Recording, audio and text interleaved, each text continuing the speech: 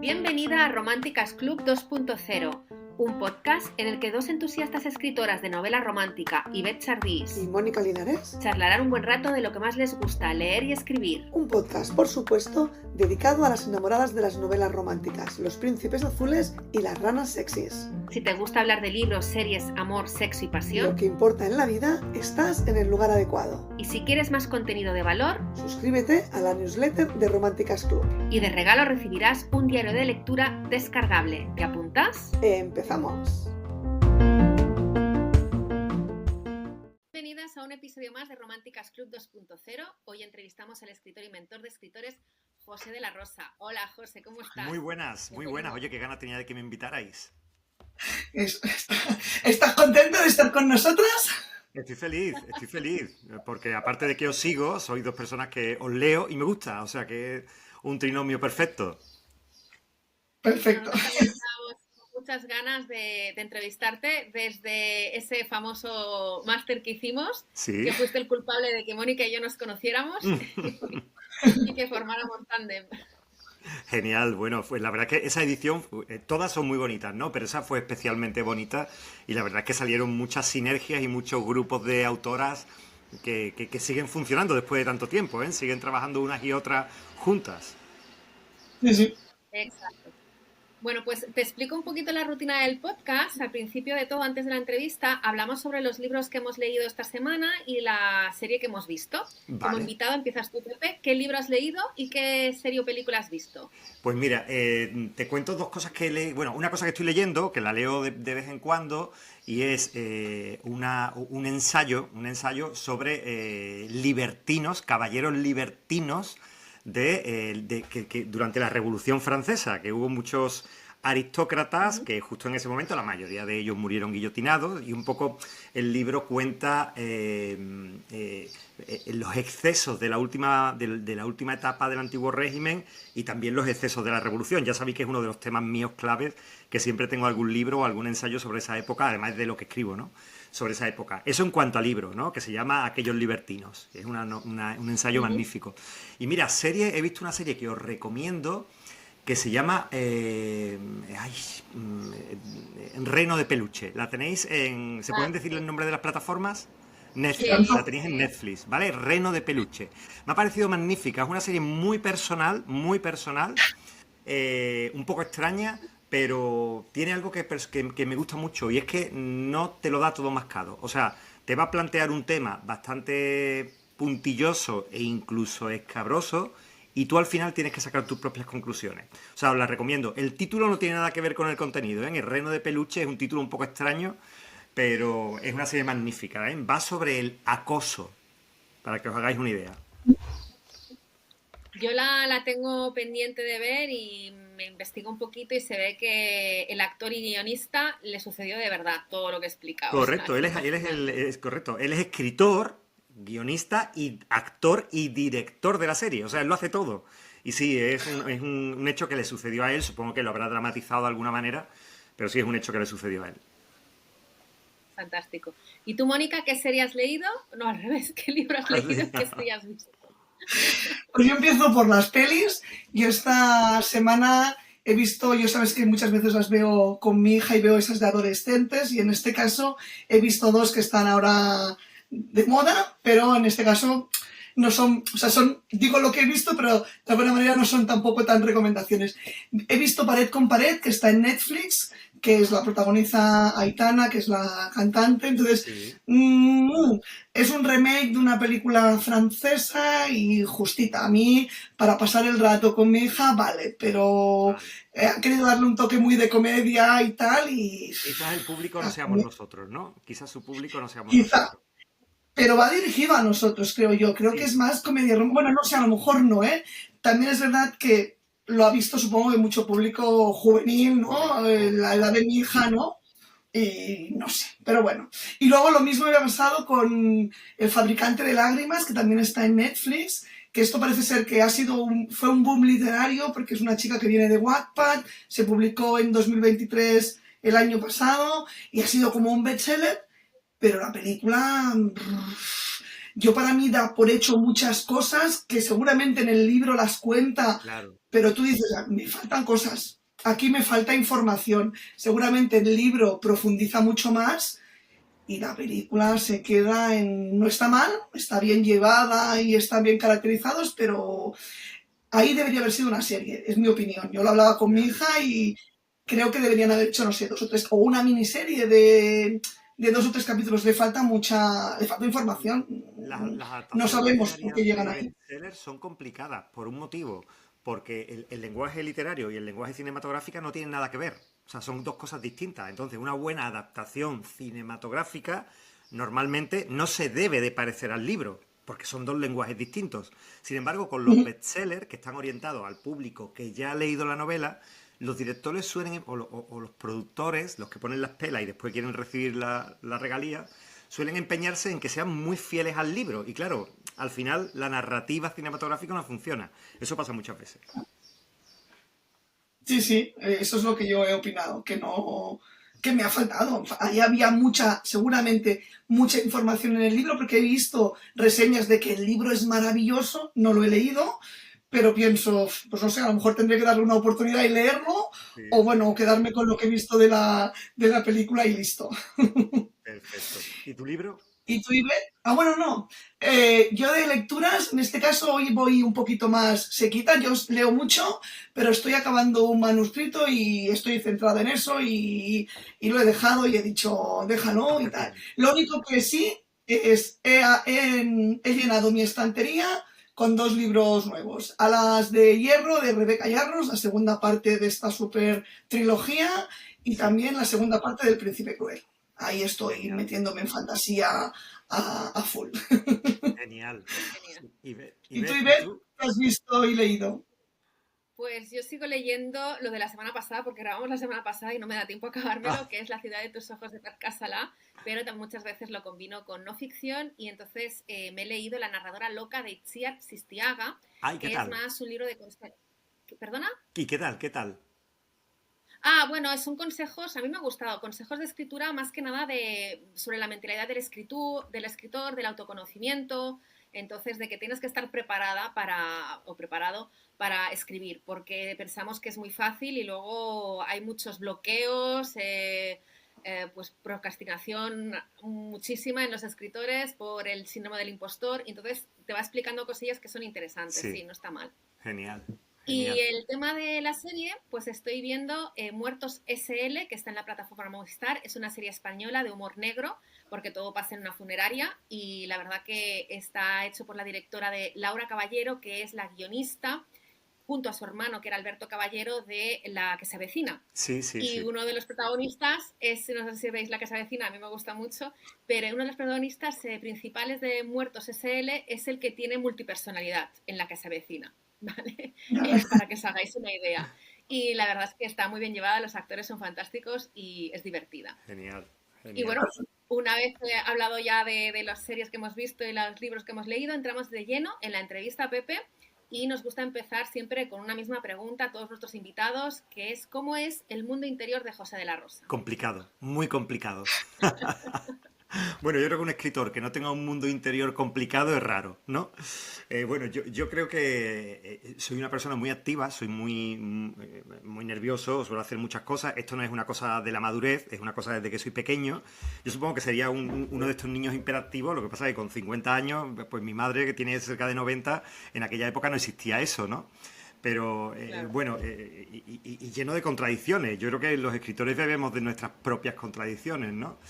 Y precisamente por eso llevo como una especie de año en el que me he ido a vivir a la playa, en un sitio muy tranquilo, el que estoy solo, porque vivo en una aldea de 40 habitantes en este momento, y me está ayudando mucho a reflexionar y a enfrentarme a mis miedos y a todas estas contradicciones que arrastro conmigo y que, bueno, creo que si alguna vez dejara de tenerlas, pues creo que tendría que dejar de escribir porque ya estaría todo resuelto. Así que espero que no deje de tenerlas porque vivo de esto. Claro. Perfecto. Pues venga, vamos un poquito a la entrevista más profunda. ¿Qué es lo que te llevó a convertirte en escritor? Cuéntanos tus inicios. Qué interesante, Mónica. Pues si te soy sincero, no tengo ni la más remota idea. Yo ten en cuenta que yo era el niño repelente de colegio que ganaba los premios de poesía con unas poesías ripiosas y mitológicas, en las que aparecía Apolo, Dafne, Diana, Céfiro. O sea, imagínate que era un niño bastante repelente, ¿no? Entonces, yo creo que he escrito siempre, ¿no?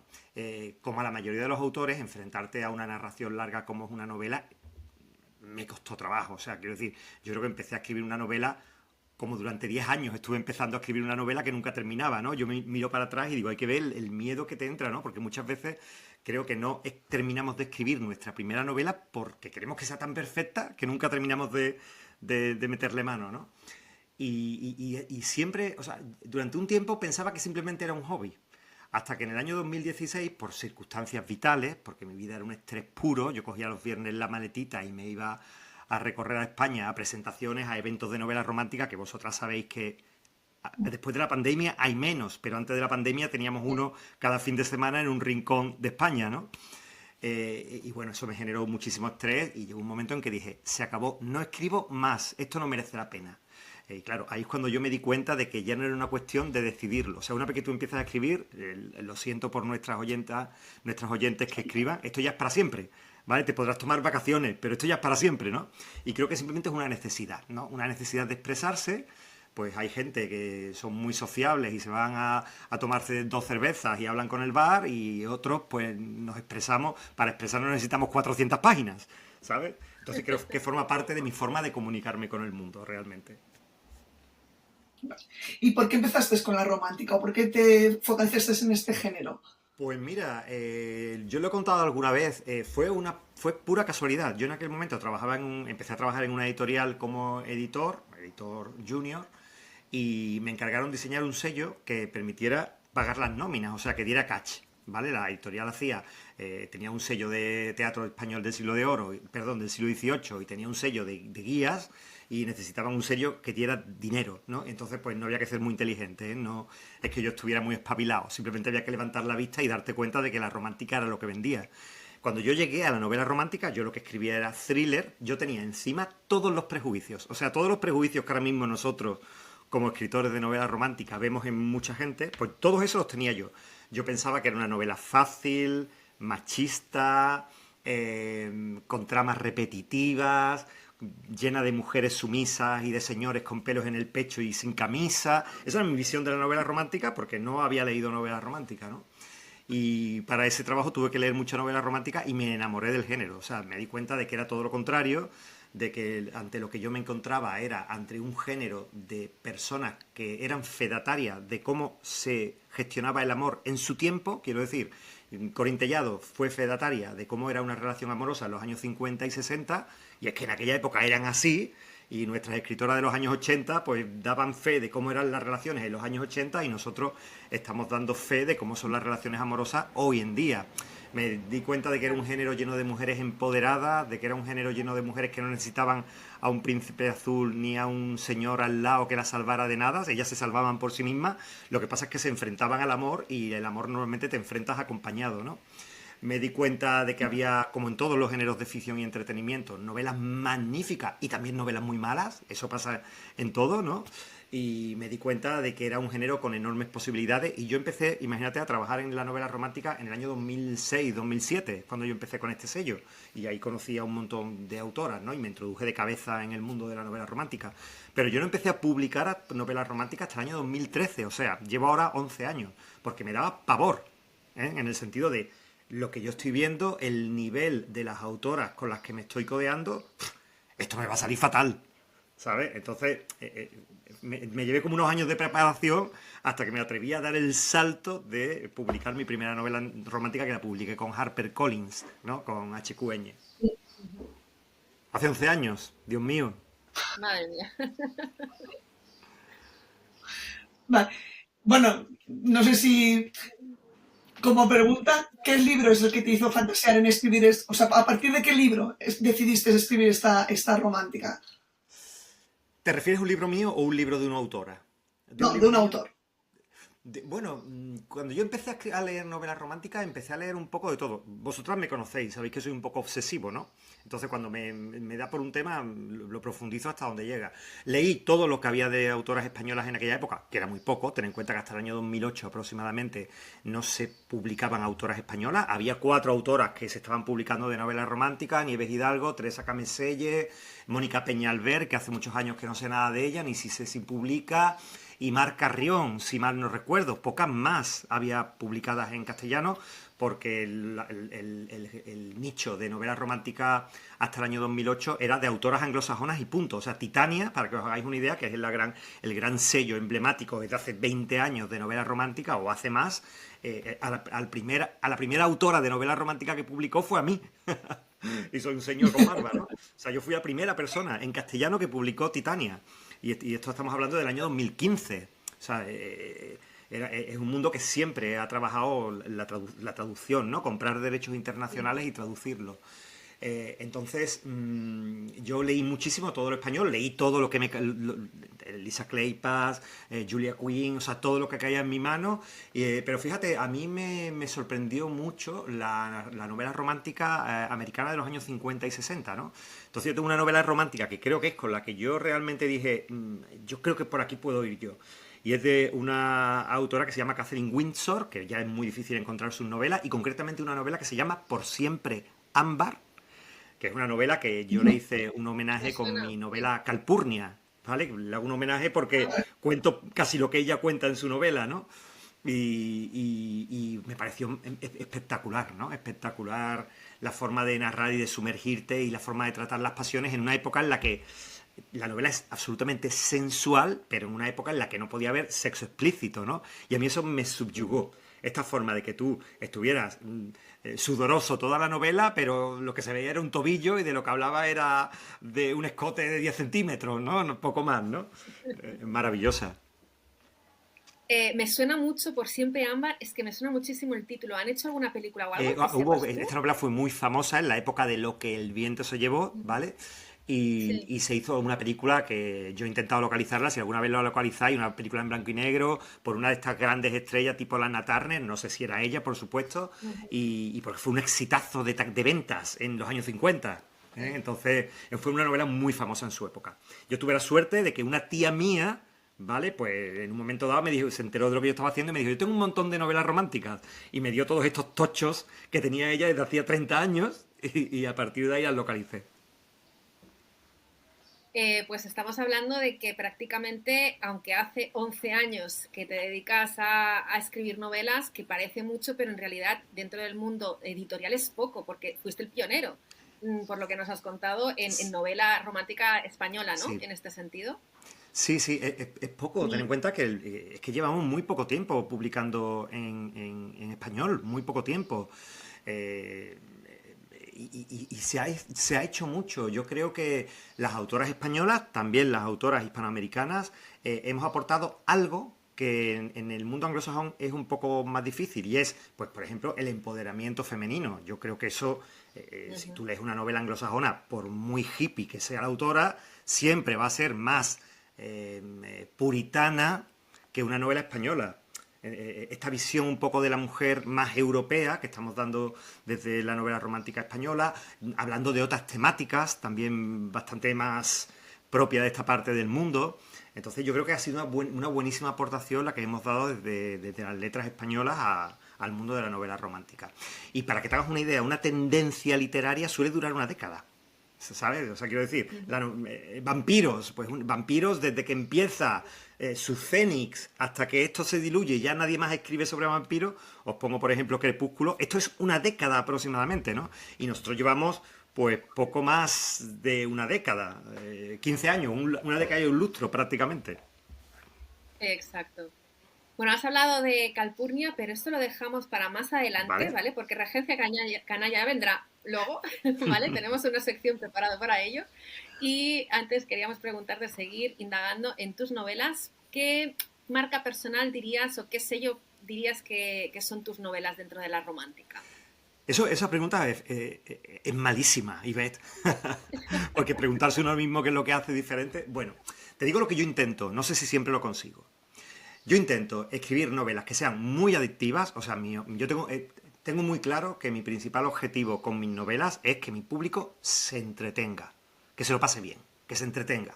En algunas novelas, pues que se entretenga desde una visión más dramática, como una novela mía que se llama La maldita faena de echarte de menos, que es una novela prácticamente sentimental, pero básicamente que se entretengan con el buen humor, ¿no? Como es el caso de Regencia Canalla, que hablaremos más adelante. Que se entretengan porque se lo pasen bien. Entonces yo, lo primero, para mí, que yo pueda garantizarle a mis lectoras, oye, vas a empezar a leerla y vas a tener que terminar de leerla. Esa es la primera garantía. Segundo, mis novelas no suelen tener un gran tono erótico porque, bueno, creo que forma parte también de mi forma de escribir, ¿no? Prefiero centrarme más en las acciones y en lo que sucede con los personajes y después que haya buen sentido del humor. Yo creo que son 3 claves básicas mías, que es lo que intento en cada una de las novelas. Que los lectores se lo pasan bien porque sean muy adictivas las novelas y que haya mucho sentido del humor y que también la pasión y la emoción esté a flor de piel. Que genere sentimientos en los lectores, ¿no? O sea, cuando me dicen he llorado, digo, ¡ole! Conseguido. Y a nivel estético, últimamente utilizas mucho el color amarillo. ¿Es lo que quieres que te identifiquen con eso? Porque tanto como escritor profesional como con Regencia Canalla, las portadas de todos, es amarillo. Sí, bueno, es mi color favorito. A mí siempre me ha fascinado el color amarillo porque es el color de la luz y del sol. Yo soy totalmente diurno. O sea, yo creo que soy de los pocos seres humanos que cuando suena el despertador siempre estoy con una sonrisa y digo, ay, es el mejor momento del día. O sea, cuando me levanto es el mejor momento del día. Después se va estropeando, ¿no? Entonces soy muy diurno y siempre me ha atraído enormemente el color amarillo. Y cuando empecé con el proyecto Regencia Canalla, que no es un proyecto cualquiera, en el sentido de que fue cuando yo decidí exactamente con qué tipo de literatura romántica quería que me identificaran los lectores, pues puse todo mi alma en él, ¿no? Y entonces, pues dentro de mi alma estaba ese color amarillo que forma parte de mí, ¿no? Y sí, como tú ves, tanto mi marca como formador de escritores, escritor profesional, es el amarillo, y Regencia Canalla en este caso es el amarillo. La nueva saga en la que estoy trabajando, que se llama Caballeros Disolutos, el fondo de las novelas, que es un trazado en el que se ve pues un salón, un jardín y tal, también es en amarillo. O sea que el amarillo, sí, como buena observadora, forma parte de mi marca personal. Genial. Perfecto, pues seguimos. ¿Cuántos libros tienes escritos hasta la fecha? Bueno, esta pregunta sé que voy a quedar súper pedante con lo que te voy a decir ahora, pero es que no sé contestarla de otra manera. No tengo ni idea, sinceramente. Sé que quedas fatal en Perfecto, directo y muchos. algún día me tendré que parar a contarlo, pero no tengo ni idea por varias razones. En primer lugar, porque no me paro a contar el número de libros. Quiero decir, yo soy autor, en este momento me considero un autor indie, un autor autopublicado. He sido autor híbrido durante mucho tiempo. He trabajado con Titania o con HarperCollins o con Penguin Random House cuando gané el premio Vergara. Y en aquella época autopublicaba y también publicaba con editoriales. Desde que tomé la decisión de que iba a vivir de la escritura, me considero un autopublicado. Para poder vivir de la escritura, 4 novelas al año es lo que necesitamos más o menos, ¿no? Los autores autopublicados. Por lo tanto, 4 novelas al año. Pero es que ten en cuenta que yo también publico bajo seudónimo. Y cuando escribo bajo seudónimo, publico una novela al mes. Que tú dirás, ¡qué barbaridad! Bueno, son novelas muy cortitas que tienen 80 páginas. Son novelas cortas, ¿no? Entonces, si tú multiplicas todo esto más lo que publico con editoriales, son muchas novelas. Bueno, más los manuales que tengo, es mucha obra. Que precisamente hoy veía para una comunicación que he hecho para mis alumnas y he visto que aparecían 99 novelas, o sea, 99 libros. Pero bueno, 99 libros porque esta plataforma, que es Amazon en este caso, cuenta como libros cada uno de los soportes, o sea, tapa dura, tapa blanda y ebook, ¿no? Pero bueno, eso más lo publicado con editoriales, más, o sea, mucho, la verdad que mucho. La pregunta era incorrecta, ¿no? Es mis muchos libros. De hecho, uno de mis problemas es cuando en un podcast como este alguien me pregunta por una novela en concreta y me habla de los personajes y yo no me acuerdo. O sea, no me acuerdo de ese personaje y muchas veces ni me acuerdo del argumento de esa novela. Entonces, uno de mis problemas. También mi memoria corta la tengo regular, ¿eh? Claro, yo tengo muy poquitas novelas y a veces no me acuerdo del nombre de mis personajes, imagínate tú. O sea, Claro, efectivamente. Bueno, espero que esta sí sepas contestarla, yo creo que sí. ¿Cuál fue la primera La primera novela novela romántica escrita? que escribí, ¿Sí? romántica, ¿verdad? Fue ¿Sí? 7 razones para no enamorarse. Es muy Fue una bonito. novela, sí. Y la verdad es que fue una novela yo miro hacia atrás y digo, ¿qué podría haber sido de tu carrera literaria si tú te hubieras quitado tantos problemas mentales? Y te voy a explicar por qué. Porque fue una novela que me atreví a escribirla, la mandé a la editorial, yo tenía cierta amistad con María Eugenia, la editora, ahora es editora editorial de todo HarperCollins, en aquel momento era editora de HQN y de Jazmín y de todas estas series emblemáticas que a mí me fascinaban cuando empecé a conocerla. Y le mandé el manuscrito, le gustó la novela y la publicó. Yo, cuando la novela salió, tomé la decisión de no enterarme qué estaba pasando con la novela. Porque me daba pánico. O sea, ni me metía en Facebook, que entonces era la red social, hace 13 años, como es hoy día Instagram, ni quería leer comentarios porque yo decía, como lea algo que diga que esto está mal, me voy a hundir, ¿no? Era mi primera novela romántica, había trabajado de editor, o sea, había hecho de filtro a un montón de autoras. Y tardé como 2 años en pararme a ver cómo había funcionado la novela. Como 2 años. Incluso me llegó la primera liquidación y ni la miré. O sea, cuando me llegó el correo de administración con la liquidación de la novela, ni la miré. Y cuando lo miré después de 2 años se habían vendido 10.000 ejemplares del libro, ¿no? Que era bastante en aquel momento. Pero ya te digo, y forma parte de todos estos problemas mentales que tenemos, bueno, problemas mentales, de todas estas falsas creencias que solemos tener los escritores y todos estos miedos que hasta que tú no te dices, oye, soy escritor de novelas románticas, hasta que no eres capaz de verbalizarlo, decirlo y comentarlo de copas con tus amigos sin ponerte colorado, hasta ese momento es difícil no estar enfrente de bloqueos y no tener este tipo de problemas del que te hablaba, ¿no? O sea, nos han vendido tanto, nos han metido tanto en la cabeza que esto de ser escritores no es un trabajo, que es un ocio, que si tú dices que vives de la escritura, la gente lo que entiende es que vives de tu pareja, etcétera, etcétera, etcétera, ¿no? Que si tú le dices a tu padre, papá, después de haber hecho una carrera, me voy a dedicar a escribir novelas, tu padre le da un infarto. O sea, nos han metido tanto en la cabeza esto que nos lo hemos creído, ¿no? Nos lo hemos creído, ¿no? Y yo no he ganado tanto dinero nunca como desde que me dedico a escribir profesionalmente. Vale, el primero, 7 razones. ¿El último es el último de la Regencia Canaria o no? Es el de los disolutos. He despedido con lágrimas en los ojos la serie Regencia Canalla, que son 6 libros más una precuela, que es esta Calpurnia de la que hemos hablado. Son 7 entregas. Y sí, la verdad es que me ha dado mucha pena, me lo he pasado muy bien con esa serie, he disfrutado muchísimo, pero bueno, se me acababan las hermanas, hasta ahí hemos llegado. Son 7 hermanas, así que hasta ahí hemos llegado. Vale. Genial. Preparando la entrevista he visto que tienes 2 novelas de thriller, entonces me imagino que es de la etapa de antes de la novela romántica. Que tenías, ¿no? Correcto, correcto. Es la clave Agripa y Vampiro. Correcto. Cuéntanos un poquito, porque he leído la sinopsis y es thriller con un poco de fantasía, ¿puede ser? Claro, era lo que a mí me gustaba en esa época previa a escribir novela romántica, en la que yo tardaba en escribir una novela 2 años, ¿vale? En lo que yo tardaba en escribir una novela. Tengo algunas otras, pero que no llegué nunca a publicar, menos mal, porque eran espantosas. Ahora las leo y digo, por Dios, qué cosa más horrorosa, ¿no? Entonces yo escribía este tipo de thriller esotérico. Es un thriller esotérico.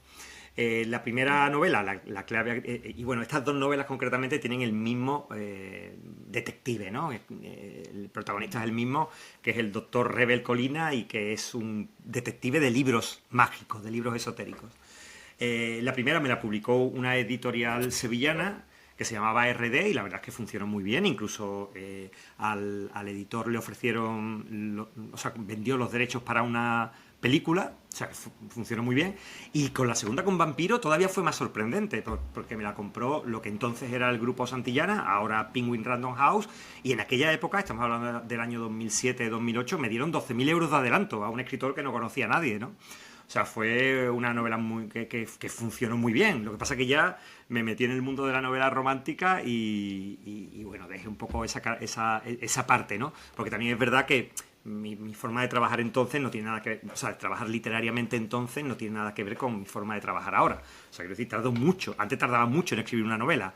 Ahora, bueno, te curtes y eres capaz de trabajar de otra manera diferente, perfeccionas los métodos de trabajo, perfeccionas tu productividad y es bastante distinto.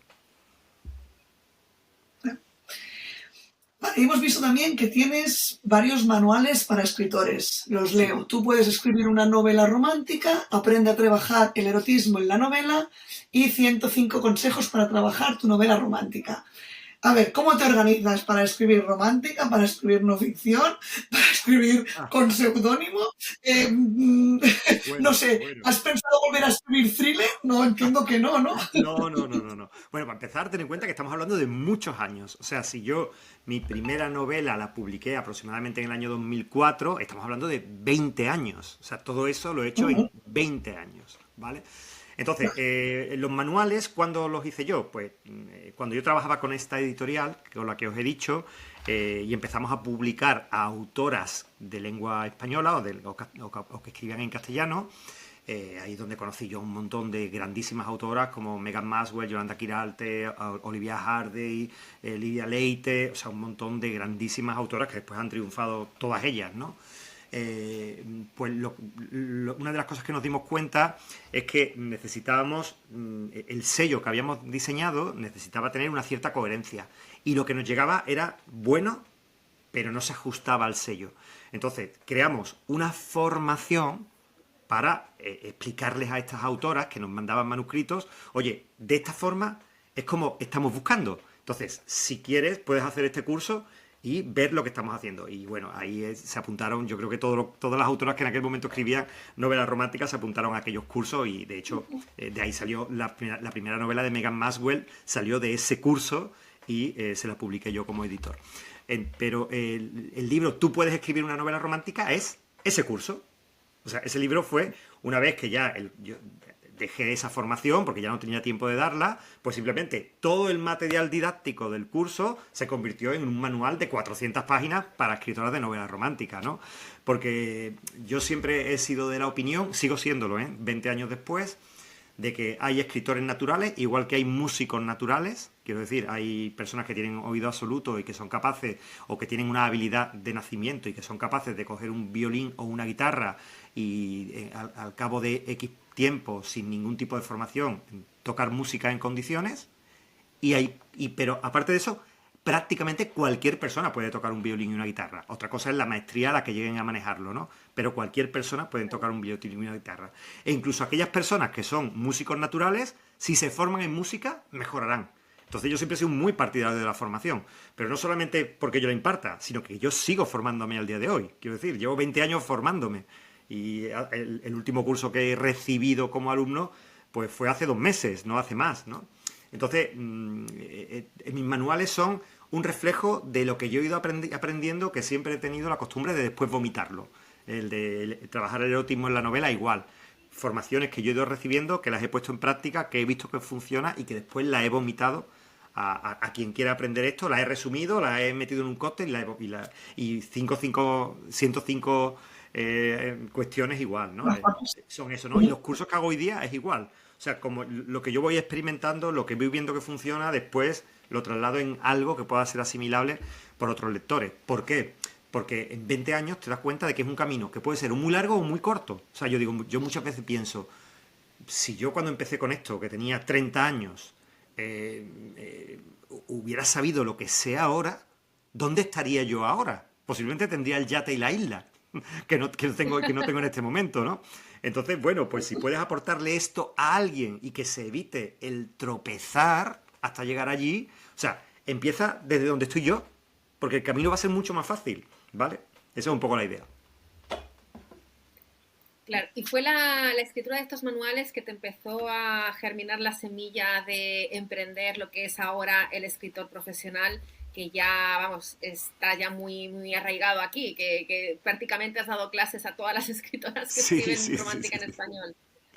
Sí, en cierto modo. Ten en cuenta que yo dejé de dar formación para escritoras en el año 2010-2011, ¿no? Empecé en el año 2007, dejé de darla en el año 2010-2011, por una cuestión de tiempo. Porque, bueno, vosotros habéis trabajado conmigo en el máster de novela romántica y veis que cuando lo hago porque tengo tiempo de entregarme al 100%, y si mi vida diaria no me permite eso, pues cancelo la edición de ese año, como ha sucedido en este año, ¿no? Entonces sí, lo que pasa es que durante todos estos años, desde el año 2011 hasta el año 2018 aproximadamente, que volví a retomar la formación a escritores, yo he recibido, no te voy a decir diariamente, pero muy a menudo, pues, oye, ¿cuándo vas a hacer otra nueva formación? Oye, ¿cuándo? Oye, ¿sabes? Pues a través de estos manuales, gente que compraba el manual, que el manual de Tú puedes escribir una novela romántica se publicó en el año 2013 y al día de hoy se sigue vendiendo un montón. Pues las personas que lo leen, oye, ¿cuándo haces una formación? Oye, me he apuntado para hacer una... Entonces, llegó un momento en que dije, bueno, es que tengo a cientos de personas que me están pidiendo formación. Vamos a intentarlo de nuevo, a ver qué tal sale. Y la verdad es que salió muy bien. Y estoy encantado porque es una forma de compartir lo que he aprendido y compartir sobre todo en lo que me he equivocado. Que yo creo que es lo importante, en lo que he metido la pata, que la he metido, bueno, un montón de veces y cada vez que metes cada vez que metes la pasta cuesta money. Sí, sí, sí. Claro, yo, bueno, como sabes o como ya hemos dicho al principio, Ivette y yo nos conocimos a raíz de participar en el máster, que fue una experiencia genial. Yo aprendí, o sea, sí que sabías, pero de alguna manera consolidamos un montón de conocimientos y, bueno, tengo un buen recuerdo y aún a veces pienso que no hace tanto tiempo y ya sí que hace bastante. Pero bueno, entonces he visto que aparte del máster, y ahora me cuentas por qué dices que esta edición no se ha hecho, esto no era consciente yo. Pero bueno, has hecho también varios cursos más, haces cursos prácticos especializados. Hoy he visto también que justo tienes una formación muy específica el martes y el miércoles que digo, martes, San Jordi, no podré. Claro. Pero bueno, cuéntanos un poquito más, pues, Sí, todo esto de sí, los sí. cursos que haces y el máster y tal. Claro, el máster ya sabéis que es una formación muy completa, porque son 4 meses con clases 3 días a la semana. La última edición fueron 3 días a la semana. Los lunes doy formación yo, tanto en la temática relacionada con narrativa romántica, o sea, técnicas de escritura, como en marketing del libro, como en modelo de negocio como escritor, ¿no?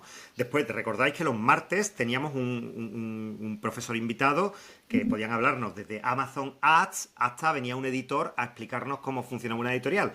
Los miércoles venía una psicóloga a trabajar todo el tema cognitivo que tenemos los escritores y todos los problemas de barreras mentales que teníamos los escritores. Entonces, el esfuerzo era grande y estupendo. Pero claro, llega un momento en que necesitas 4 meses en el que dedicarte prácticamente en exclusiva al curso, porque después hay muchos trabajos que hay que mandarle a las escritoras, hay que corregir mucho, hay que preparar mucho, todas las clases. Tú dices, bueno, qué bien, tengo el curso, ya lo tengo hecho. No, pero es que de una edición a otra, ¿qué te digo yo? En el apartado de marketing, los cambios son radicales. Entonces tienes que organizar de nuevo la estructura del curso, o incluso cosas que voy aprendiendo yo relacionadas con aspectos narrativos que las implemento. Por lo tanto, durante 4 días a la semana yo estoy dedicado al... Entonces, por ejemplo, la edición de este año no me veía con espacio suficiente en mi vida como para poder hacerlo, ¿no? Entonces la he tenido que anular. Entonces, un poco para suplir esto, todas aquellas autoras que me llaman, Pepe, ¿cuándo es el máster? Pepe, quiero hacer el máster. Pues entonces lo cambié por cursos, ¿no? Entonces hago 2 veces al año 2 cursos que son bastante más cortos, son de 2 meses de duración y un día a la semana nada más. Y hay uno específico de narrativa que ya se ha dado, se dio en enero y febrero, si no me equivoco, o febrero y marzo. Y uno de marketing, que es especializado en ventas, que la verdad es que funciona de maravilla porque aplicamos técnicas que, bueno, yo en muy poco tiempo he conseguido triplicar mis ventas y prescindiendo de redes sociales. Si entráis en mi Instagram, que yo he sido muy de marketing de contenido, hay que hacer contenido. Yo prácticamente al día de hoy no hago marketing de contenido y he triplicado mis ventas desde que no lo hago, ¿no? Entonces, estos son los cursos que yo hago. Pero aparte de eso, pues yo tengo un montón de alumnas, tanto alumnas del máster como vosotras, que son 100 personas que llevo detrás, como alumnas de mis cursos particulares. O sea, tengo un montón de alumnas y muchas veces hay temas que yo voy aprendiendo y que digo, necesito trasladarlo a mis lectoras, a mis alumnas, ¿no? Esto tienen que aprenderlo mis alumnas, Y entonces son estos pequeños cursos que yo hago de 1 o 2 días específicamente para alumnas y solo para alumnas. Entonces, la semana que viene hay uno para aprender el algoritmo de Amazon, que una vez que entiendes el algoritmo como autoeditora, desaparecen los miedos, sabes lo que tienes que hacer en cada momento. Y que, bueno, como todos mis cursos se quedan grabados y después lo puedes ver en diferido, Mónica? Así que no tienes problema en ese sentido. Y después, otro que haré en junio relacionado con la internacionalización. O sea, vamos a traducir novelas a otros idiomas, porque si yo necesito, para poder vivir de la escritura, necesito 4 novelas al año, bueno, pues si yo escribo 2 novelas y otras 2 las traduzco al portugués, ya tengo 4. Y solamente he hecho el esfuerzo intelectual de producir 2 novelas. Entonces, esto dicho así es muy sencillo, pero bueno, y si en el mercado portugués me doy un porrazo y yo qué sé, portugués, y cómo me comunico con los lectores en el mercado portugués, ¿no? Bueno, para que os hagáis una idea, el 40% de mis ingresos en este momento proviene del mercado italiano. Y en Italia tengo publicadas 3 novelas. En España 60 y en Italia 3. Y el 40% de mis ingresos vienen del mercado italiano, ¿no? Y ahora voy a entrar en agosto en el mercado alemán y en mayo en el mercado portugués. Entonces, ¿cómo se hace esto? Porque muchas veces para los autores es un mundo. Bueno, ¿cómo se hace esto? Y después, una vez traducida la novela, ¿cuánto me cuesta?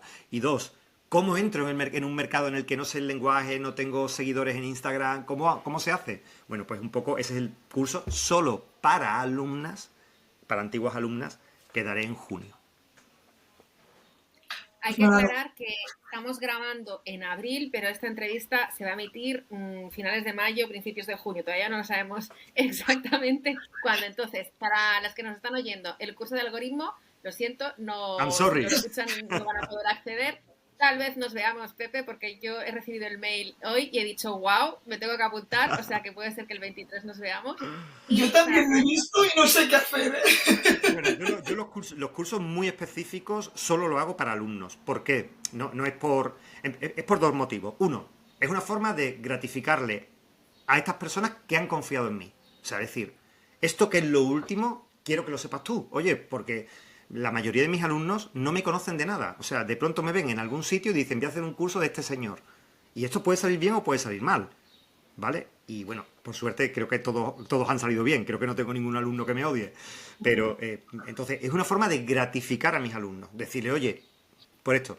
Y en segundo lugar, porque cuando son cosas muy, muy específicas, tú ya tienes que tener una base de conocimiento. Tienes que entender el método en el que yo me muevo. Entonces, a lo mejor tú vienes de fuera, eres una persona que no has entendido, y entonces todo esto te va a sonar chino, ¿vale? Son las 2 razones. Y después por eso tengo el curso de narrativa y el curso de marketing para escritores, que es para gente que va a entrar en el sistema de trabajo que yo suelo hacer, ¿no? Y que realmente me permite vivir de la escritura. Vamos a dejar tanto tu Instagram como tu web y todo en la descripción del podcast para que cualquier gente que quiera hacer tus cursos, pues que vaya y que vea las fechas y que vea todo. Entonces, que sepan que en junio sí cabe ver algo y entonces ellos ya se van a poder ir apuntando y mirando. Perfecto. ¿Qué más? Seguía yo no preguntando. Vale, volvíamos a las novelas. Volvíamos ahora a las novelas. Vale, hacemos aquí un mix de tu faceta de mentor y tu faceta de escritor. ¿Y cuál es la novela o serie que crees que ha gustado más a tu comunidad de lectores? Pues mira, esto es muy curioso, porque yo tengo mis novelas preferidas. O sea, ¿recordáis cuando éramos chicos y nos decía nuestra madre, no me quiere mamá? Y te decía, si tú me quieres más, mi hermano a mí. Te decía lo de los 5 dedos. Si me cortan este dedo, ¿cuál me duele más? ¿Este o este? Igual, ¿no? Por eso os quiero a todos iguales, hijos. Bueno, pues yo hay novelas que me gustan más que otras. ¿Por qué? Pues normalmente las novelas que más me gustan son las que para mí han sido un reto más grande, porque me han costado más trabajo, porque he tenido objetivos más ambiciosos, ¿no? Las novelas que a mí más me gustan son las que peor funcionan comercialmente, siempre. Siempre me ha pasado, ¿no? Por ejemplo, una novela que a mí personalmente me encanta, mía, y es raro que tú estés contento con una novela, pero creo que es muy redonda, porque el reto personal era, voy a escribir un thriller, pero que parezca una novela romántica, y que es La maldita faena de echarte de menos, que no parece que es un thriller, pero tiene estructura de thriller y funciona como un thriller. Y para mí fue un reto ocultar esa estructura y que el lector no lo viera, sino que pensara, ¿por qué estoy tan enganchado a esto? ¿Por qué no puedo parar de dejar de leer, no? Se lo regalé hace poco a mi profesora de pilates y tardó, o sea, no dormía esa noche, tuvo que leérsela porque no podía parar de leer, ¿no? Entonces, ese tipo de novelas funcionan mal en mi público. Y hay otras novelas que a lo mejor me encantan porque yo escribo lo que me gusta, pero que en un momento dado tú dices, bueno, esta novela me ha salido bien y al público le encanta, ¿no? Entonces, por ejemplo, todo lo que tiene que ver con mi serie Montañeros, bueno, arrasó. Y yo estaba escribiendo una serie que no tenía en aquel momento yo no sabía hacer estudios de mercado, no sabía cómo introducirme en un nicho, no sabía cómo romper las barreras de entrada, no tenía ni la más remota idea de nada. Yo escribí, ¡hala! Ahí va eso.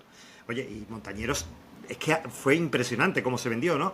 O Regencia Canalla, ¿no? Que también fue una apuesta arriesgada en el sentido de que la lectora de Regencia es una lectora y quiere novelas dentro de un canon muy concreto. Y yo en Regencia Canalla intenté romper ese canon, bueno, el propio nombre indica, ¿no? Cómo intenté romper el canon, ¿no? Y fue aceptado de manera maravillosa. O sea que es así, ¿no? Yo creo que Regencia Canalla, Montañeros, ahora Caballeros Disolutos, son las grandes series que me han funcionado. La novela contemporánea, cuando escribo novela contemporánea, por ejemplo, todos los premios que yo he tenido, bueno, quitando el Amazon, que fui finalista, el resto de premios siempre ha sido por novela contemporánea, nunca por novela histórica, ¿no? Pero la novela contemporánea tengo la sensación de que mis lectoras... o sea, creo que mi perfil de escritor de novela romántica y en novela contemporánea puedo conectar quizás menos con mis lectoras. Es donde más se me nota que no soy una escritora de novela romántica. ¿Sabes? No sé si entendéis lo que os quiero decir. Es donde más se me nota que soy un escritor de novela romántica y quizás conecte menos con mis lectoras. Pero con la novela histórica me va de maravilla y yo estoy encantado con ella. Vale, un poco a lo mejor aquí me medio repito, porque ¿qué novela creías que iba a gustar mucho y no fue así? Y al revés, ¿qué novela para ti no tenía mucho recorrido o no iba a ser y boom, gustó muchísimo? Sí, pues mira, creo que un poco te lo he contestado sin darme cuenta. Por ejemplo, la maldita faena de echarte de menos fue una novela que yo estaba convencido de que iba a gustar muchísimo. Y para que te hagas una idea, yo vendí de esa novela en 6 meses lo mismo que de Caballeros Disolutos, el primer tomo, que se llamaba Irresistible, en un mes. Bueno, en menos de un mes, en 20 días. Para que te hagas una idea, ¿vale? Entonces, en ese caso, esta novela. Y en el caso contrario, cuando empecé con Regencia Canalla, el primer tomo de la colección, que se llama El secreto de un lord, pues yo pensaba que dije, bueno, veamos si esto le gusta a mis lectoras, ¿no? Porque es españoles en el Londres de los Bridgerton. O sea, son la familia Mendoza, que por cuestiones políticas en 1814, o 12, perdón, tienen que mudarse a Londres, cosa que sucedía, quiero decir, en esa época en España estaba o la guerra napoleónica, o la invasión napoleónica, o la restauración en el 14, por lo tanto, o se iban los realistas o se iban los revolucionarios, pero españoles tenían que exiliarse en aquellos años y o se iban a París, o se iban a Londres, o se iban a Ginebra, ¿no? Entonces, había muchos españoles en el Londres de los Bridgerton, y yo cuento la historia de una familia aristocrática, grandes de España, o sea, gente con mucho poderío, en el Londres de los Bridgerton y la historia de sus hijas, ¿no? Y yo dije, a ver, esto cómo las lectoras de novela Regencia se lo tragan, a ver si les sienta bien y si les gusta. Y la verdad es que fue sorprendente el éxito que ha tenido esa saga. Y ya te digo, son el ejemplo claro de dos cosas relativamente próximas que han funcionado al contrario de como yo esperaba. La verdad es que yo soy la típica lectora de Regencia, y Regencia Canalla es que yo estoy enamorada. Me ha encantado, la verdad.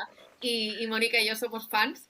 Luego, digo luego porque la tenemos anotada unas preguntas más para atrás, pero podríamos hablarlo ahora, no hay problema, ¿no? Claro. Pero el tema de... Antes has contado que habías sido autor híbrido, pero que ya no lo eres. Entonces, Sí. ¿has dejado de publicar en la editorial? ¿Te has centrado solamente en autopublicar? Sí, ¿Cómo mira, es eso? para que te hagas una idea, yo creo que mi vida cambió en el momento en que me centré en un objetivo único, ¿vale? ¿Y por qué? Porque normalmente, o sea, yo desde que tengo 20 años siempre he tenido en la cabeza la idea de vivir de la escritura. Eso siempre ha estado en mi cabeza. Pero a la vez también quería tener reconocimiento público. Y a la vez quería ganar premios. Y a la vez quería que mi libro estuviera en la mesa de novedades del Corte Inglés. Y a la vez quería que... Y llega un momento en que te das cuenta de que no puedes con todo eso. Entonces, como autor híbrido, pues he ganado los premios que necesitaba, he estado en las mesas de novedades, y ninguna de esas cosas al final era el objetivo final que yo tenía, y era pues poder vivir de la escritura y poderme haber ido un año entero a vivir a un sitio paradisíaco como son los Caños de Meca, ¿no? Entonces, eso yo lo consigo autopublicando, por una cuestión numérica, quiero decir, cuando trabajo con una editorial cobro el 10% del precio de venta público en regalías, y cuando publico entre el 60 y el 70%. No hay que hacer muchos más números. O sea, la autopublicación te permite vivir de la escritura, trabajar con editoriales.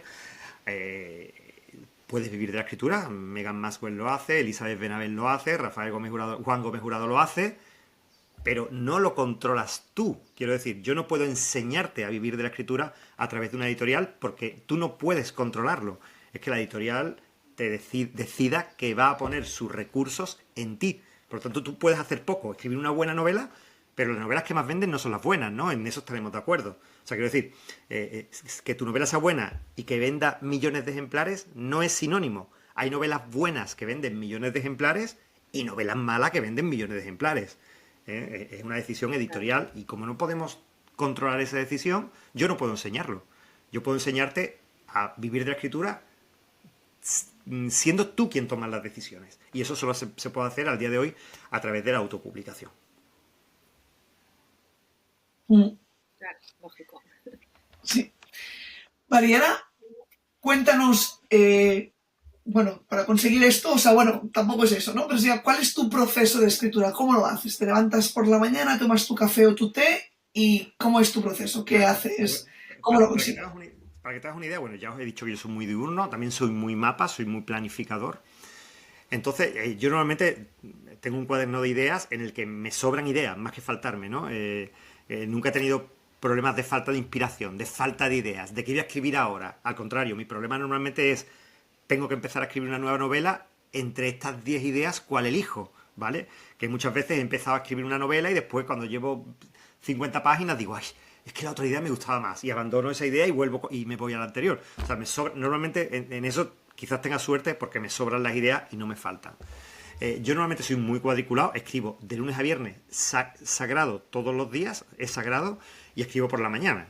Después tengo muchas costumbres de salud como escritor, ¿no? Quiero decir que yo siempre, y vosotras lo sabéis, siempre lo digo, tenemos que cuidar nuestra salud mental como escritores porque nos encerramos en un mundo, para empezar es un trabajo muy solitario, 2, te vas a un mundo que es un mundo imaginado, donde estás ahí, 3, ese mundo te lo llevas a la realidad, quiero decir, te estás tomando un café con tu pareja o con tus amigos y tú estás pensando en tu personaje y en lo que va a hacer ahora. Entonces, todo este tipo de cosas puede provocar que nos aislemos, etcétera, ¿no? Entonces, yo tengo muchas barreras sanitarias en torno a eso, ¿no? Por ejemplo, me levanto y a las 7:30 de la mañana hago deporte todos los días de lunes a viernes y cuando ya me ducho y desayuno, entonces me pongo a escribir. Escribo un par de horas por la mañana, es lo que suelo escribir, después me suelo dar un paseo largo, ahora mismo me lo doy en la playa, y después ya vuelvo a hacer todas aquellas gestiones que tienen que ver con el mundo del libro, pero que no son escrituras, que van desde contabilidad a el poco trabajo que haga de redes sociales, que cada día hago menos, porque no me dedico a eso, o a todo el tipo de gestiones que tenga que hacer. Y normalmente por la tarde, después de comer y descansar media hora, pues sobre las 3 de la tarde me pongo a trabajar en mi seudónimo, que también le dedico como una hora, hora y media, porque ya os digo que son novelas cortas, ¿no? Escribo con mi seudónimo y a las 4 o 5 de la tarde pues he terminado mi jornada. Si no tengo formaciones o nada de eso, pues he terminado mi jornada, ¿no? Y bueno, yo soy como buen escritor mapa, pues yo normalmente cuando termino de escribir una novela, imagínate, el día 2 voy a entregar a corrección mi próxima novela, o sea, la tengo que terminar el día 30 de este mes, dentro de una semana y media, como quien dice, termino la novela en la que estoy trabajando ahora, me tomo una semana de descanso y después tengo una semana de planificación. Entonces, en esa semana hago prácticamente la escaleta de la novela, donde digo, la novela va a tener 40 capítulos y cada capítulo, en el capítulo 1 va a suceder esto, en el capítulo 2 va a suceder esto. Entonces ya cuando ya empiezo a narrar, yo simplemente digo, hoy día 5, me toca el capítulo 5. Vale, ¿qué sucede en el capítulo de hoy? Y entonces me pongo a trabajar en el capítulo y la verdad es que hay un fenómeno que es real y es que cuanto más escribes y mejor escribes. Eso es así. Porque más experiencia tienes, más capacidad tienes de conectar con los personajes, con la historia, con la narrativa. Al final la práctica es lo que hace que puedas hacerlo bien. Quiero decir, quien escribe mucho escribe mejor que quien escribe poco. Eso es una cosa que he ido comprobando con el paso de los años, ¿no? O sea, ahora diariamente son, entre los dos, entre Seudónimo y José de la Rosa, 2 horas, 3 horas, 4, Sí, entre sí, 3 sí. y 4 horas. Sí, dividido en ¿Y dos. lo cuentas por horas? Es decir, Sí, no es pero por páginas o por letras, oye, por letras, por caracteres. bueno, yo tengo bastante controlada mi productividad, ¿vale? Pero para que tú Bueno, te hagas una idea, yo empiezo a trabajar sobre las 9:30, es cuando me pongo a escribir, 9:30 de la mañana, que ya he hecho un montón de cosas hasta esa hora, pero relacionada con mi vida privada, he hecho un montón de cosas y a las 11:30 normalmente termino. Y eso me da una productividad de unas 5 páginas, que es lo que yo escribo diariamente, ¿vale? Y por ujú. la tarde igual, dedico una hora, hora y media y eso me da una productividad de unas 4 páginas aproximadamente y es lo que suelo trabajar. ¿Vale? Después de tantos años lo tengo bastante bien estipulado. Bueno, Y ahora una pregunta que se me ha ocurrido, en el tema de la inteligencia artificial ahora mismo está como que la IA está como haciéndonos un poquito de administrativos, ¿no? Sí, De que dándonos recursos, asistentes. ayudándonos, asistentes, eso no me estaría la palabra, pero están las noticias diciendo que en 3 4 años, 5 esto va a evolucionar muchísimo. ¿Tú qué crees? ¿Va a suplantar la IA al escritor en algún momento o no lo ves así? Vamos, mira, hace poco estuve en una conferencia de Joanna Penn, la autora norteamericana esta, que es una crack en todo lo que tenga que ver con el mundo del libro y de la comercialización del libro, y ella dio una conferencia sobre inteligencia artificial aplicada a la escritura. Y ella dijo una cosa que estoy totalmente de acuerdo. Ella dijo, la inteligencia artificial no va a suplantar al ser humano, la inteligencia artificial va a suplantar al ser humano que no utilice inteligencia artificial. Y yo creo que va a ser un poco así. Quiero decir, por ejemplo, todo lo que tenga que ver con traducciones de libros, los precios han bajado bastante porque los traductores se apoyan en herramientas de inteligencia artificial para hacer de manera más fácil y eficaz su trabajo. Pero tú necesitas, al día de hoy necesitas un traductor. Es complicado traducir una novela a base de prompt.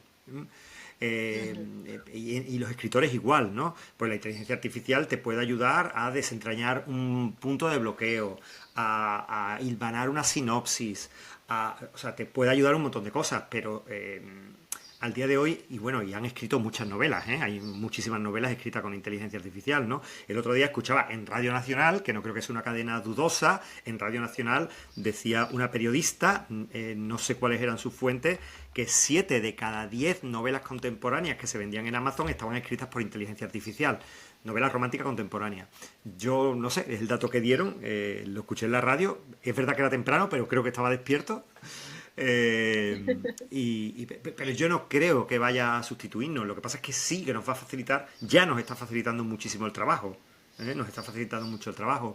Pero creo que al día de hoy la inteligencia artificial no tiene la capacidad de dar los giros sorprendentes que puede hacer un autor al día de hoy. En un futuro no sabemos cuándo esto evolucione y de qué manera, ¿no? Ujú. Pero creo que no.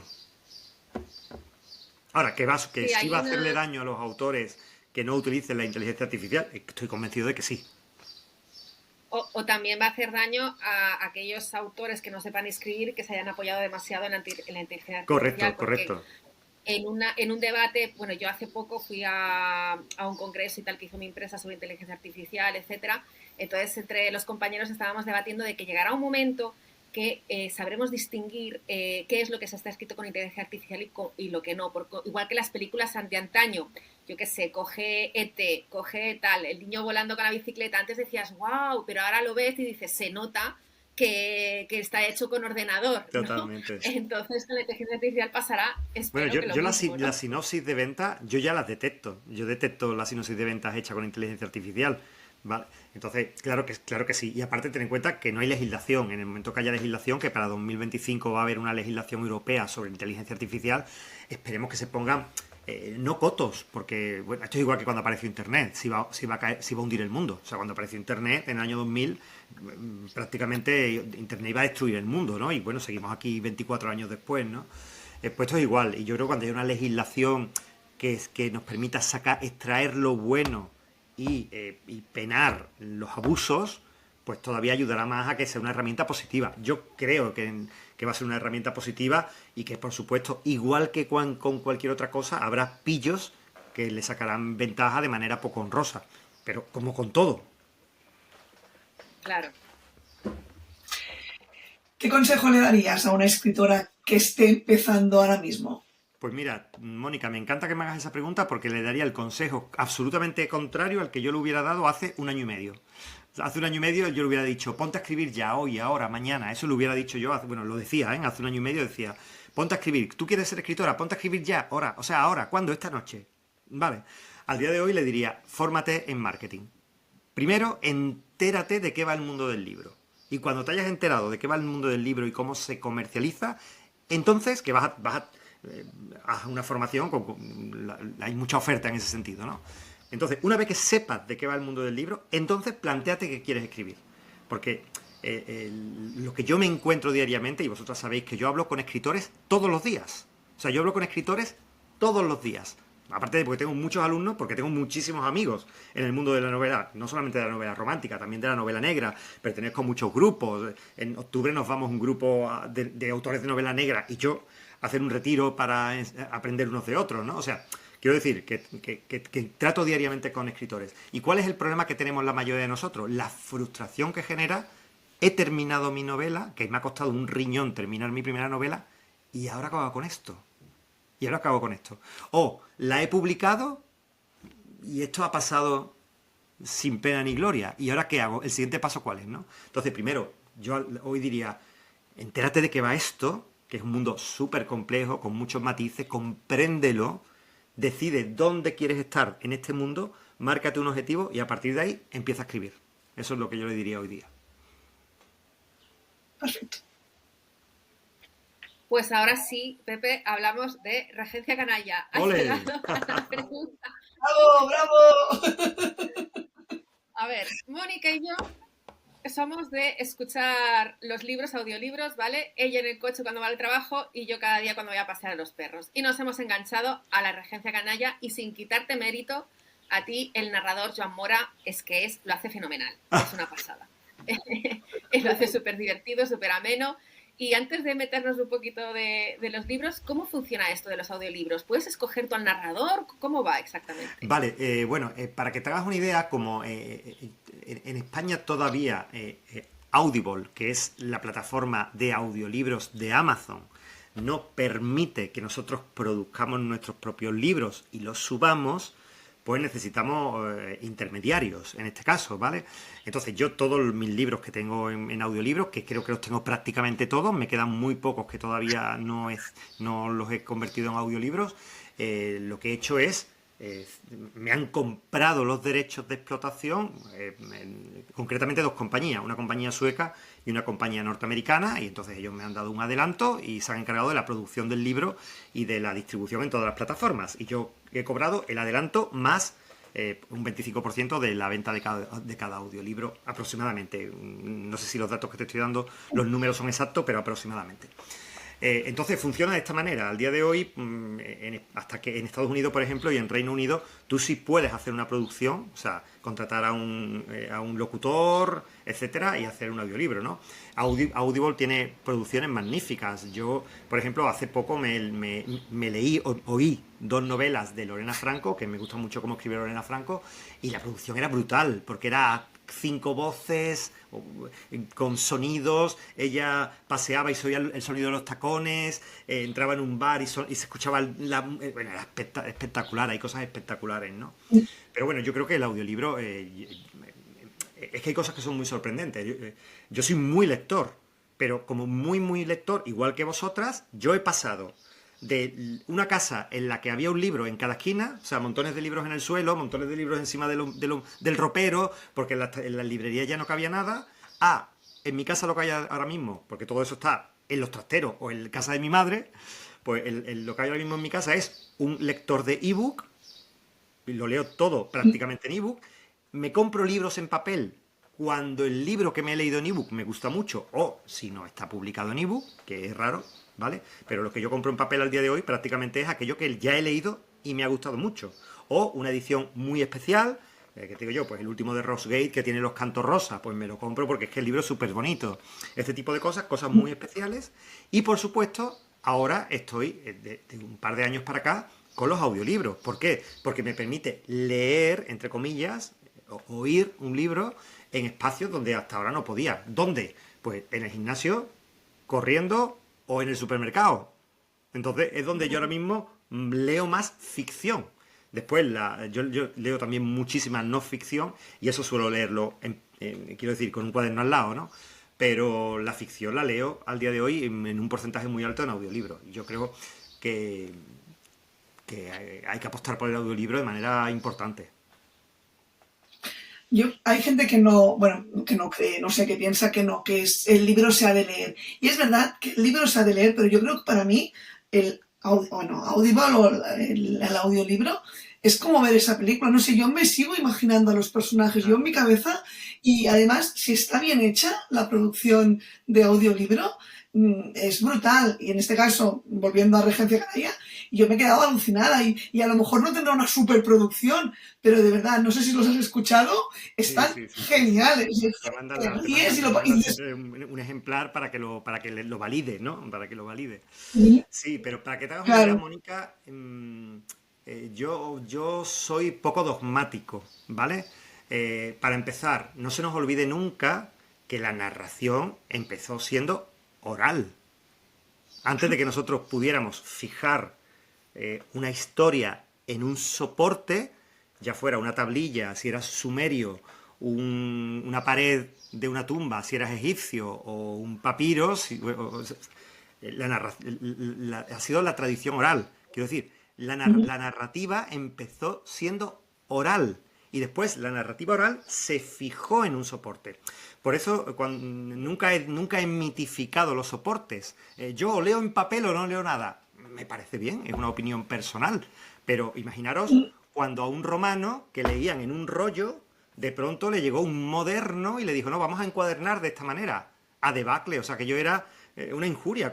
Pero qué locura está haciendo este hombre. Y cuando se dejó de usar vitela para empezar a usar papel, qué vulgaridad, papel, con lo guay que es un libro en vitela. O sea, el sujetarse a los soportes es una cosa muy bonita y muy romántica, pero la historia no es el soporte, la historia es la historia. Y la historia, hace miles de años, era una narración oral. Entonces, en el audiolibro recuperamos ese concepto de narración oral. O sea, de que las historias se escuchan, no se leen. ¿Vale? Entonces, yo creo que hay que aceptarlo todo. No es una cuestión de elijo esto o elijo esto. Es que todo, la historia es lo importante. El soporte, como esté esa historia, puede ser accesorio. Para un sumerio, imaginaros, estos raros egipcios que escriben en papiros. Por Dios, qué horror. Anatema, anatema, escriben en papiros. Da igual, da igual. bueno, ya es eso. Pero yo ya te digo, En yo... Regencia Canalla, que es de lo que estamos hablando, ya sabéis que me voy por los cerros de la Úrbeda, y en Regencia Canalla, pues bueno, la verdad es que estoy súper contento con todos los trabajos que han hecho en todos los audiolibros, ¿vale? Me parece que quedan los dos últimos, Lord Crápula y Lady Melindres, por publicar, pero estoy súper contento con el trabajo que han hecho y con todos los anteriores, o sea, con el trabajo que hicieron con la serie Siete Razones, con el trabajo que hicieron con Montañero, la verdad es que estoy encantado y feliz de que esté así. Yo en este caso, volviendo a Regencia Canalla, o fijándonos, Sí. yo he escuchado todo, bueno, no, mentira. El primero, cuando lo publicaste, lo leí en papel. Bueno, en papel no, en digital, ¿vale? Sí. Luego, no me acuerdo de los nombres, ¿eh? Ay, tendría que los tenía aquí, me los había puesto y todo aquí Los para secretos de tenerlos, ¿no? Lord Sheriton, Lady Melindres, una Exacto, yo dama leí, inconveniente. no, yo Lord Cheriton, una dama inconveniente, y Lady Melindres, y Calpurnia, todos estos los he escuchado. Y ahora me falta Lord Crápula y El secreto de una dama, que tengo que Claro, tienes que ponerme leerlo. ya porque quiero acabar la serie, Claro, porque ya no me puedo quedar a medias. claro, claro. Pero estos ya tengo que ir al ebook, ¿no? Pero bueno, a ver si le Sí, sí, meto sí. rápido un huequecillo y los acabo, porque he quedado encantada. Yo los iba escuchando y nos íbamos enviando audios con Ivette diciendo, jolín, es que mira, pues cuando llegues a esta parte verás, cuando llegues a aquella tal, ¿sabes? Hemos compartido Sí, mucho porque sobre hemos todo porque disfrutado mucho de la serie. ten en cuenta que, o sea, yo siempre he sido muy, a nivel personal, como hobby, como pasión personal, no sé si en una vida pasada me tuve que vivir allí, pero a mí todo lo que es la Revolución Francesa, que no solamente va del periodo revolucionario de 1798, sino que va también la entronización de Napoleón, la caída de Napoleón en el 14 y después la restauración borbónica que dura hasta los años 30, o sea, de 1780 hasta los años 30 del siglo XIX son mi pasión. O sea, yo leo, pero antes de escribir Regencia, muchos años antes. De hecho, la novela mía que terminó como finalista del premio Amazon, Bajo el puente de los vientos, lo que cuenta es la Revolución Francesa, ¿no? Entonces, he leído mucho, y aparte, mi género favorito literario son las memorias. Quiero decir, yo he leído mucho no solamente de ensayo histórico, sino de gente de la época contándolo, ¿vale? Entonces, Sí, yo ahí eso lo también me meto gusta mucho eso. en mis novelas y es muy sorprendente, ¿no? Mira, una cosa, yo me meto mucho en mis novelas el concepto de ella es una dama de calidad. Ella es una dama de calidad. Entonces, a mí me han escrito más de una vez lectoras diciéndome, Pepe, pero ¿esto qué, de dónde diantres sacas esto de es una dama de calidad? ¿Qué significa? ¿Qué es? Bueno, si tú lees una novela de finales del siglo XVIII, perdón, una memoria de finales del siglo XVIII y principios del siglo XIX, por ejemplo, la de la marquesa de la Tour du Pin o la de Madame de Campan, que fue la camarera de María Antonieta, este concepto lo repiten infinidad de veces. Es como se decía para decir que una persona era aristócrata. No se utilizaba el término noble ni el término aristócrata. Se utilizaba este tipo de términos porque el término noble y aristócrata después lo hemos usado. Pero eran bonhombría, personas de calidad, es como ellos se llamaban a sí mismos. Entonces, todo este tipo, estos pequeños detalles son los que yo intento introducir, ¿no? Y después, otra cosa también importante es que yo, si veis en mis novelas históricas, utilizo el usted, no utilizo el vos, ¿vale? Pero esto es un poco por una cuestión, y es que el voseo en España ya en esa época no se utilizaba. Y claro, mis protagonistas son españoles, ¿eh? Aunque vivan en Londres y hablen inglés. Pero el voseo en el siglo XVIII en España y a principios del siglo XIX, la aristocracia ya no lo utilizaba, era vulgar. Lo utilizaban las clases bajas, que seguían con el voseo, vos, pero los aristócratas ya se hablaban de vuestra merced, que era usted, ¿no? Entonces, al final fue un planteamiento cuando empecé con Bajo el puente de los vientos, que yo empecé utilizando la regla real, porque en España ha sucedido una cosa muy interesante en el idioma, que no sucede en otros idiomas, y es que nosotros, tradicionalmente, en el mismo nivel social, ha existido el tuteo. O sea, en Francia, al día de hoy, un alumno universitario jamás le dirá de tú a su profesor. Es impensable. En España, un niño de séptimo de segundo de la ESO habla de tú a su maestro. Eso en Francia es impensable. Es porque los idiomas funcionan de diferente manera, los países tienen otros caracteres, ¿no? España siempre ha sido muy informal, pero solamente era informar a nivel de igualdad de clase. Quiero decir, un aristócrata con un aristócrata se tuteaban, un burgués con un burgués se tuteaban, un siervo de la gleba con un siervo de la gleba se tuteaban si tenían, hablamos siempre de que tuvieran relación cercana, ¿vale? Pero verticalmente sí se ha utilizado el usted y el vos, ¿no? Entonces, en aquella época, justo cuando se desarrollaba Bajo el puente de los vientos, se utilizaban las tres formas: el tuteo, el voseo en las clases bajas y el usted en las clases altas. Entonces yo empecé a trabajar Bajo el puente de los vientos con estas tres formas. Cuando llevaba 3 capítulos dije, vamos, me van a quemar en una hoguera. Simplifica, simplifica. Y me quedé con el usted. A mí ese libro, yo recuerdo, lo leí y yo siempre que puedo y recomiendo ese libro porque es que a mí me encantó. O sea, de verdad, de vez en cuando digo que lo tengo que releer porque me dejó un pozo de aquellos que digo, Sí. es un libro maravilloso. Y luego has contado muchas, en otros, seguramente entrevistas, muchas anécdotas también sobre ese libro, ¿no? Que creo que lo escribiste y luego lo Sí, sí. rehiciste o cosas así, ¿no? ¿Fue algo así? Fue un libro muy difícil bueno, muy difícil. Yo empecé queriendo contar la Revolución Francesa. Yo decía, cambió el mundo. Bueno, fue a partir de un ensayo, yo leí un ensayo sobre las revoluciones y este ensayo decía que las revoluciones siempre funcionaban de la misma manera. Había una clase social dirigente muy asentada, una clase económicamente potente que no podía acceder a los puestos de cargos, a los grandes cargos, porque la clase social dominante no se lo permitía, y la masa, el pueblo, ¿vale? Y este hombre lo que decía es que eso sucede en la Revolución Francesa, sucede en la Revolución de la Comuna de París del 48, en la del 66, sucede en la Revolución Bolchevique rusa, siempre sucede lo mismo. O sea, Entonces, eso es lo que estaba sucediendo en 2015, que es cuando yo empecé con esa novela. Nos encontrábamos con los partidos políticos, que eran dos en España, absolutamente asentados, y se estaban creando nuevos partidos políticos, en aquel momento Ciudadanos y Podemos, que no tenían posibilidad, o sea, gente intelectualmente muy, muy preparada, pero que no tenían posibilidad de ascender porque no estaban en estos partidos políticos, ¿no? Entonces yo dije, esto es el caldo de cultivo de una revolución, que al final no sucedió, ¿no? Menos mal, porque las revoluciones suelen cortar muchas cabezas. Quiero decir, también de ciudadanos de calle se hacen muchas venganzas, ¿no? Sí, sí, sí. Entonces yo quería contar la Revolución Francesa y por eso escribí Bajo el Puente de los Vientos. 10 años. Yo escribí la primera versión en lo que yo consideraba que era lo adecuado, un narrador omnisciente en tercera persona. Pero claro, la historia de amor se diluyó completamente. Cuando yo dejé la novela reposar y la leí al cabo de un par de meses, dije, bueno, ¿y la historia de amor aquí dónde está? Porque aquí, entre Guillotina, a María Antonieta, al rey, Mirabeau, Danton, y entonces pues tuve que escribir la novela entera de nuevo. Imagínate, son cerca de 500 páginas. Tuve que escribirla de nuevo cambiando el narrador, porque la novela no funcionaba. Y bueno, fue la mejor decisión que pude tomar, ¿no? Que no me diera pereza y empezara de nuevo. Imagínate la de escenas que tuve que eliminar, pues todas aquellas escenas que ella no las veía, no podía contarlas, o todo lo que tuve que cambiar. Pero mereció la pena, ¿eh? Fue finalista del premio Amazon y el principio de muchas cosas. Mereció la pena, de verdad. Bueno, yo eso lo he hecho alguna vez a Ivette, pero es que no sé, me encantó esa novela. Sí. Por acabar de dejar, bueno, sin dejar Regencia Canalla, ¿cómo surgió la idea? ¿Qué te llevó a realizar esa serie? ¿Por qué Pues, Regencia Canalla? esto es la primera vez que lo cuento, os lo voy a contar a vosotras porque os lo aprecio mucho.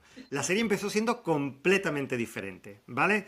La serie empezó siendo, o sea, la idea original, ¿vale? De hecho, tenía un par de capítulos escritos, iba a ser un poco Piratas del Caribe. Quiero decir, yo quería hacer una serie en una isla del Caribe ficticia, ¿vale? Algo así como La Española, pero ficticia, donde llegaba un nuevo gobernador y entonces todas las aventuras sucedían entre los habitantes de la isla, los criollos, ¿vale? Y todos los que llegaban, también los holandeses que estaban en las islas vecinas, los ingleses que estaban intentando entrar con piratería, o sea, todo este submundo que había en ese Caribe burbujeante del siglo XVII, del 1660-70. Y bueno, él era igual, era don Íñigo de Mendoza y sus 7 hijas, ¿vale?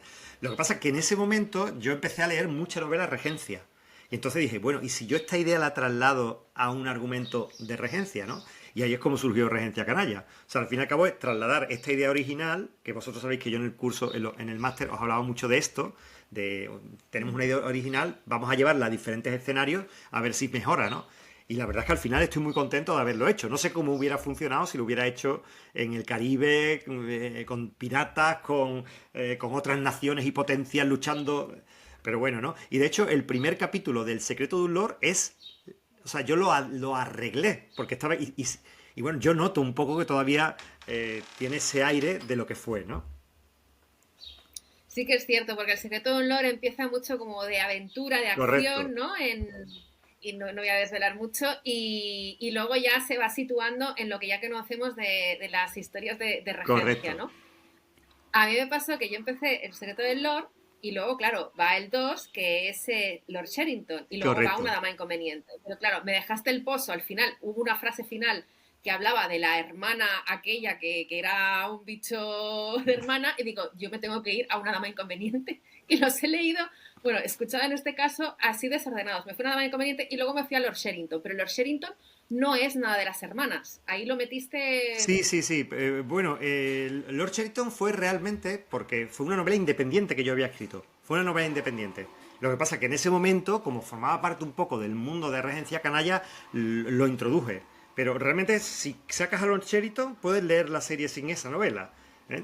También es cierto que Lord Sherrington quizás sea la que más éxito ha tenido de todas, ¿eh? Que todas han Te lo iba a funcionado. decir, digo, a mí, sí, yo pensaba, digo, voy a entrevistar a Pepe. Digo, a ver, se le voy a decir que la que más me ha gustado es Lord Sherrington. Sí, Digo, le que sucede todas a me han mucha gente. encantado, ¿eh? Pero Lord Sherrington Y, tiene... y fue una novela independiente de regencia que yo escribí y después adapté para introducirla en la serie, pero efectivamente no aparece ninguna de las hermanas, aparecen pues una familia amiga, que son los Bailey, pero no aparece ninguna de las hermanas, correcto. Mira cómo tú te has dado cuenta de eso. Y luego también dado cuenta que luego vas metiendo también ahí el pozo para que la gente se enganche, porque nada más inconveniente creo que hablas de Calpurnia, Calpurnia, ¿vale? correcto. Exacto, entonces enlazamos con el tema del libro Por siempre Ámbar. ¿Qué es lo que te motivó? Que antes lo has intentado explicar, pero te he cortado un poquito porque te decía que lo íbamos Sí. a desarrollar más adelante. Bueno, pues para que te hagas una idea, porque llegó un momento cuando yo había escrito ya Lady Melindres, que es el cuarto, Lady Melindres, que es el cuarto, en el que yo veía la necesidad de que apareciera un familiar más, que no voy a desvelar exactamente qué parentesco tiene con las hermanas, y dije, bueno, este familiar en concreto, cuando yo empecé a imaginármelo, dije, Dios mío, qué juego tiene y qué bien explicaría el carácter salvaje que tienen todas las hermanas. Entonces dije, necesito contar esto, o sea, necesito explicarlo, necesito poner a los lectores en antecedentes para que entiendan este personaje nuevo que voy a introducir y para que sean capaces y para que capten por qué las hermanas son tan efervescentes y tan tremendas, ¿no? Porque es que Calpurnia es tremenda, ¿no? Entonces surgió un poco de ahí y me inspiré en la historia de Por siempre Ámbar, que cuenta una historia muy parecida, o sea, Por siempre Ámbar cuenta la historia de una niña humildísima que un día pasa un señor a caballo, se enamora de él y cambia su vida completamente detrás de este hombre, ¿no? Y es un poco, o sea, no tiene nada que ver una novela con la otra, pero al fin y al cabo es la misma historia, ¿no? Es la inspiración que tuve, Por siempre Ámbar. Genial. Pues el tema, a ver, que estoy mirando, ya no sé, me he salido del guión y ya no sé lo que toca. No te preocupes. Hemos hablado ya de Regencia Canalla. Realmente, yo no me la acabo la serie todavía, me faltan creo que los 2 últimos, o sea que ya te iremos diciendo nuestras impresiones, que de momento un 10 sobre 10, vamos, genial. Y vamos a entrar directamente a lo que son los gustos lectores tuyos. Sí. ¿Qué géneros literarios sueles leer más? Leo mucho. Ten en cuenta que durante muchos años, ya no tanto, la novela romántica ha sido sinónimo de mi profesión. Quiero decir, leía mucha novela romántica porque me dedico a ello y tengo que estar al tanto de lo que sucede, o sea, no puedes estar ajeno al mundo al que te dedicas, y también porque como profesor de escritores tenía que leer mucho trabajo de autores o mucha obra de alumnos, ¿no? Entonces, durante una temporada me di cuenta de que ya no estaba disfrutando de la novela romántica, porque era como una especie de obligación. Entonces empecé a leer mucha novela negra, mucho thriller, siempre me ha encantado el thriller, la novela negra me fascina, o sea que como literatura de evasión, eso es lo que más he leído. Desde que pude dejar el máster, o sea que pude descansar un año entero del máster, he vuelto a la novela romántica, que es mi pasión, ¿no? Y he vuelto a empezar a disfrutarla, o sea, a leer y disfrutar, ¿vale? Y después leo muchísima no ficción. Yo leo muchísima no ficción, sobre todo, o sea, mucho ensayo literario, mucho ensayo histórico. El ensayo histórico normalmente en español y mucho ensayo literario relacionado con técnicas narrativas o de venta de autores americanos o anglosajones en inglés, porque creo que aportan visiones más modernas, ¿no? O menos anquilosadas, ¿no? En el mercado español seguimos siendo muy tradicionalistas en muchas cosas. Venga, da un poco, vamos a salir. A ver si me la respondes esta, que yo últimamente hago así preguntas que no. ¿Cuál es tu autor favorito? De romántica, va. De romántica no te sabría decir, sinceramente. Pero por mojarme, que a mí me gusta casi siempre meter los pies en los charcos, hay una autora que siempre me ha gustado mucho, me sigue gustando mucho, aunque no he leído sus 2 últimas novelas, que es María José Tirado, que es una autora gaditana. Y María José Tirado me gusta mucho porque tiene es muy camaleónica, tiene la capacidad de escribir novelas muy trágicas, novelas muy divertidas, y después que suele tratar temas muy novedosos, ¿no? Pues temas del amor en personas que tienen enfermedades mentales. Entonces, siempre ha sido una autora que me ha sorprendido, y después que narra muy bien, ¿no? Entonces, si tuviera que decantarme por alguna autora, por esta capacidad de que cada vez que yo me enfrento a una novela de María José Tirado, la pregunta es, ¿con qué me va a sorprender ahora? Y en el mundo de la novela romántica, la sorpresa siempre es muy bien acogida. ¿Y cuál es la novela que más te ha impactado que has leído recientemente? La novela que más me ha impactado, pues mira, la de... No es una novela romántica, y es la de Portalo, la de... Ay, ¿cómo se llama esta autora? Ángela S. Portalo, si no me equivoco, y que ella cuenta su vida como niña, que nació niño y tuvo una transformación y una operación, y cuenta toda en novela su vida, es una autoficción, pero no me ha impactado tanto el tema que cuenta, que bueno, se ha contado ya mucho, no tiene por qué, pero me fascina su capacidad literaria. O sea, tiene algunas metáforas y algunas imágenes literarias, como explicar un barrio pobre y compararlo con una dentadura mellada, que tú dices, Dios mío, es que ha utilizado la imagen literaria adecuada, es que entiendo perfectamente lo que quiere decir, ¿no? Y me fascinó. Es lo último que he leído, que he dicho, esto realmente es maravilloso.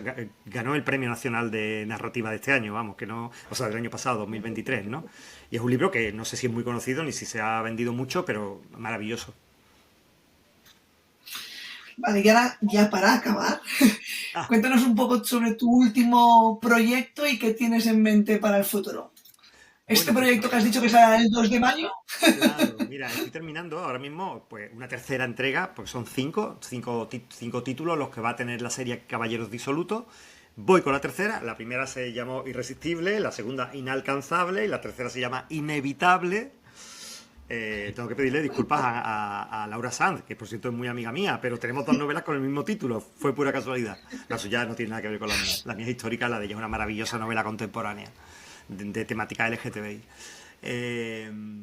Entonces, ahora mismo estoy con Inevitable, que es una novela que personalmente me está emocionando mucho, porque es sé que esto es muy repetitivo, pero es un enemies to lovers absolutamente radical, y estoy disfrutando mucho. Estoy en la parte final, que siempre es la parte donde más te aceleras, ¿no?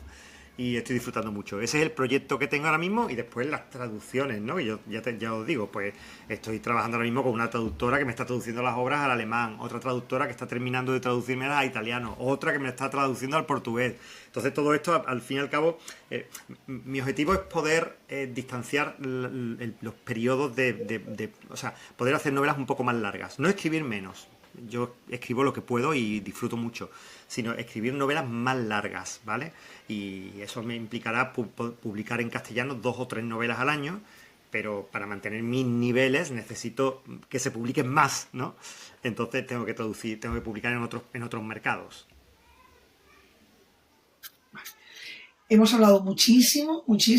¿Crees que nos hemos dejado algo? ¿Quieres mencionar algo que no hayamos contado y deban conocer nuestros oyentes? Pues claro, 2 cosas fundamentales. Uno, que no dejéis de leer las novelas de Mónica ni las de Ivette, porque son maravillosas, de verdad que son maravillosas, eso no lo hemos dicho, eso es fundamental. Y bueno, cualquier otra cosa, que quien no sea lector de novelas románticas se está perdiendo una cosa verdaderamente bonita, y que la novela romántica, como toda la novela de ficción, pues a lo mejor la primera no te gusta, a lo mejor tienes la mala suerte de que la primera no es buena. Los autores somos mortales, a veces escribimos novelas estupendas y a veces escribimos novelas que son bastante regulares, nos pasa a todos, ¿eh? Hay autores buenos que escriben malas novelas y autores malos que escriben esa novela maravillosa, y que den más de una oportunidad. Eso es lo último que yo diría. Pues un placer, Pepe, tenerte aquí con nosotras. Ha sido un rato estupendo, lo hemos pasado genial. Hemos conocido muchas cosas y nos has dicho muchas cosas que yo me he ido anotando aquí, pero luego escucharé de nuevo el podcast porque algunas no me ha dado tiempo casi. Pero encantada, de verdad, un placer. Gracias a vosotras. Estás invitado a volver cuando quieras. Bueno, por supuesto, estaba deseando que me invitarais, así que... Pero por supuesto, un placer estar con vosotras, y cuando queráis aquí estaré de nuevo, más que encantado, para contaros pues todas las cosas nuevas que vaya teniendo en ese momento. Muchísimas gracias.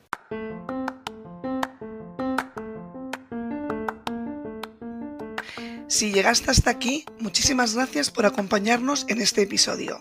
Si te encantó lo que escuchaste, puedes dejarnos una reseña en el podcast y no te olvides de comentar con nosotras.